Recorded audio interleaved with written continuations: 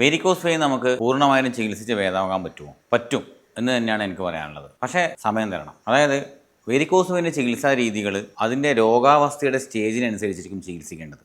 എല്ലാ രോഗികളെയും നമുക്ക് ഒരേപോലെ ചികിത്സിക്കാൻ പറ്റില്ല. ഇപ്പോൾ നമുക്ക് പുതിയ ട്രീറ്റ്മെൻറ്റുകൾ ഒരുപാടുണ്ട്. വിനാസിൽ, അതായത് ഗ്ലൂ തെറാപ്പി, അതായത് ഏറ്റവും പുതിയ ട്രീറ്റ്മെൻറ്റ്.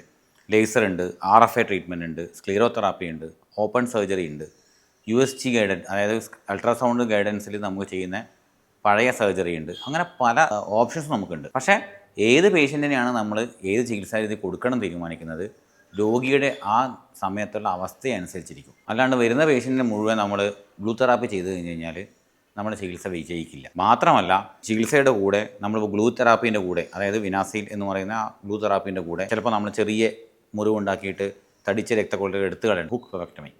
ചിലപ്പോൾ കുഞ്ഞി വെയിൻസിനെ നമ്മൾ സ്ക്ലീറോതെറാപ്പി കൊടുക്കേണ്ടി വരും. നമ്മൾ ആ ഹൈബ്രിഡ് ടെക്നിക്ക് എന്നായി നമ്മൾ പറയാം. അതായത് ഒന്നിലധികം ചികിത്സാ രീതികൾ ഒന്നിച്ച് ഒരു രോഗിയിൽ ചികിത്സിച്ചാൽ മാത്രമേ ഈ വേരിക്കോസ് വെയിനെ നമുക്ക് പിടിച്ചു കെട്ടാൻ പറ്റുള്ളൂ. അങ്ങനെ ഒരു ക്ഷമയോടുകൂടി അതിനെ സമീപിച്ച് കഴിഞ്ഞാൽ നമുക്ക് ഏത് വേരിക്കോസ് വെയിനും ചികിത്സിച്ച് ഭേദമാക്കാൻ പറ്റും.